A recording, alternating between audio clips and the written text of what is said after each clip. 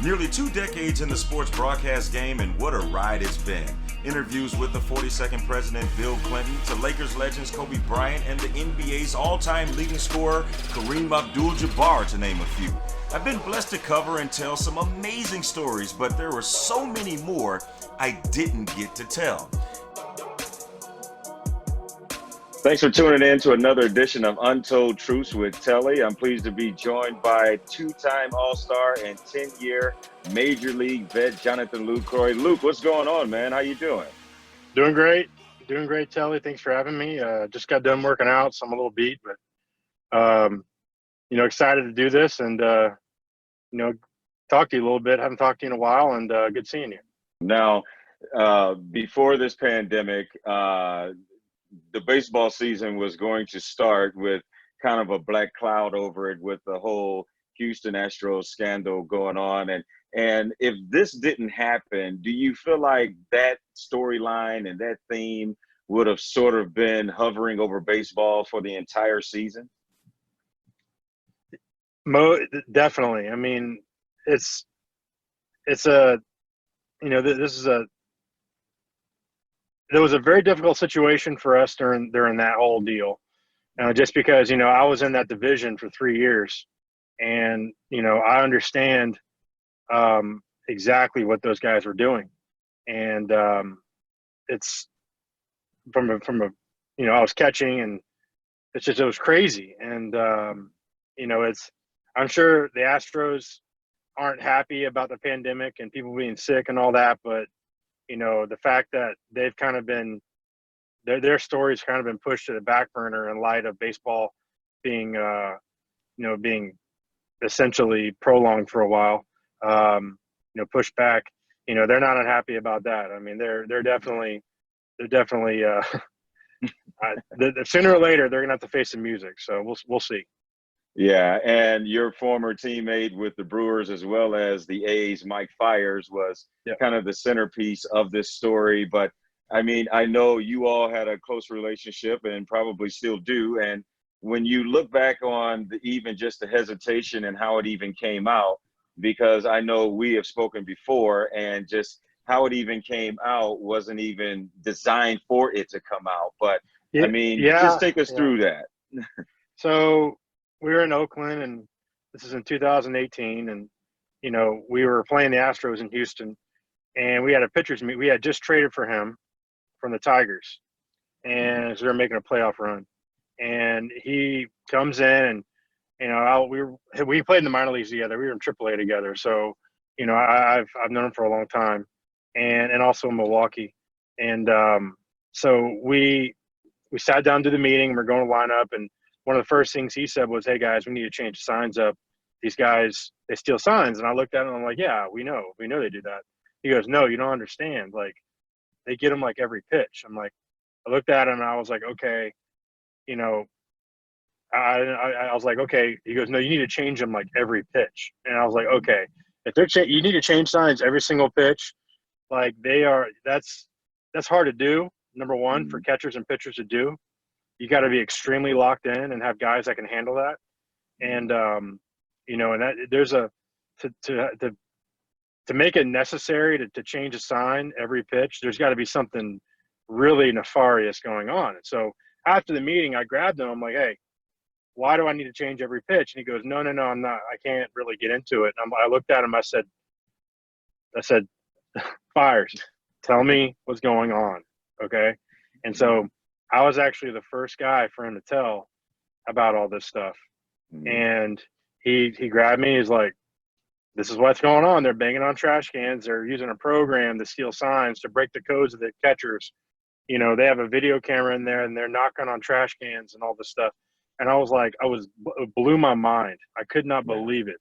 So I immediately went to the pitching coach or manager, and I go, "Guys, this is what we got to do." I was like, "We're going to have to change every pitch, every other pitch. Like, we're going to have a fluid set of signs that we can rotate through." And we had to make another meeting about it. And it was a big deal. And that was 2 years ago.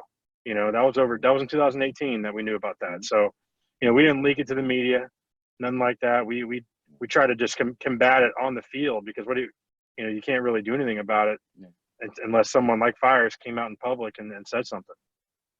Yeah, so I mean, that was my next question. I mean, it seems like that puts the players that are aware of it in a between a rock and a hard place because you don't want to be the guy that quote unquote like spill the beans on it. But then again, as a competitor, you want to win, and if you know somebody's doing something that's illegal to win, then it's your natural instinct to say, "Hey, wait a minute, this isn't right," and Yeah, something should be done about it. absolutely. I mean, there's should always cheating on the field. And whenever I say cheating, I mean like stealing signs from second and doing it the old fashioned way. If there's a reliever on the mound that's a knucklehead and he's going first sign after one, or he's going first sign, or he's using last sign, and they're stealing your signs, that's the pitcher's fault, okay, or the catcher's Yeah. fault. That if I'm the catcher and I'm going first sign, shake first, run around second, and they're stealing my signs, you should hit me for that. Like, that's stupid. Right. And so, Mm. but whenever you have complicated set signs that's rotating and they're using computer programs to break that, Yeah. that's no, Yeah. That's I don't think beyond so. correct.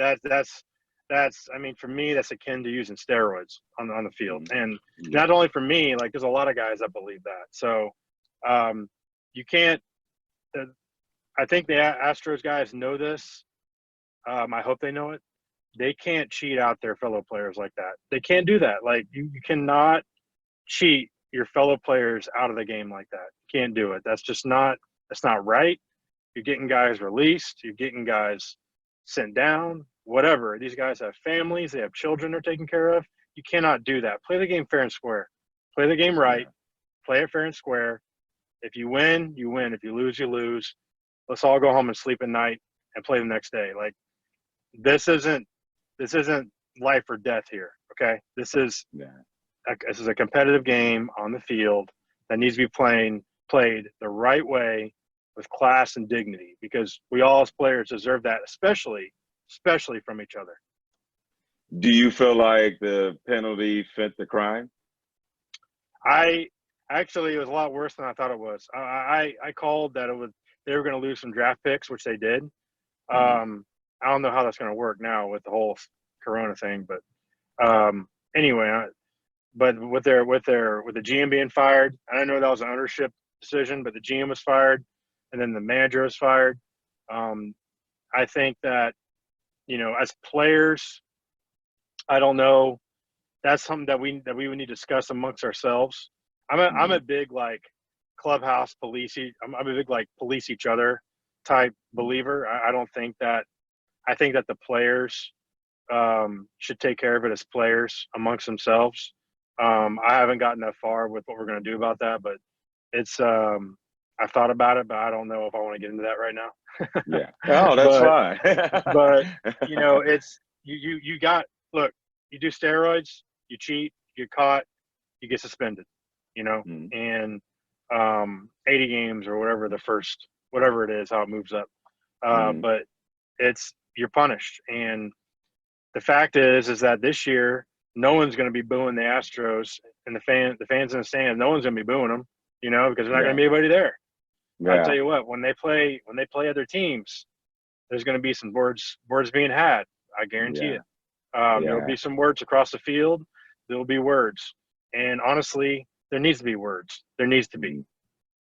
And finally, and because I definitely want to get more into your career, but with this whole scandal and you kind of speaking up, especially on behalf of Mike, and knowing how reluctant he was to even make it public, I mean, it was something similar in 2013 with Ryan Braun in Milwaukee, and you're on that team, and a lot of people were coming to you to get statements, and just did that experience really help you in this, in knowing how and what to say and when to say it and how to say it?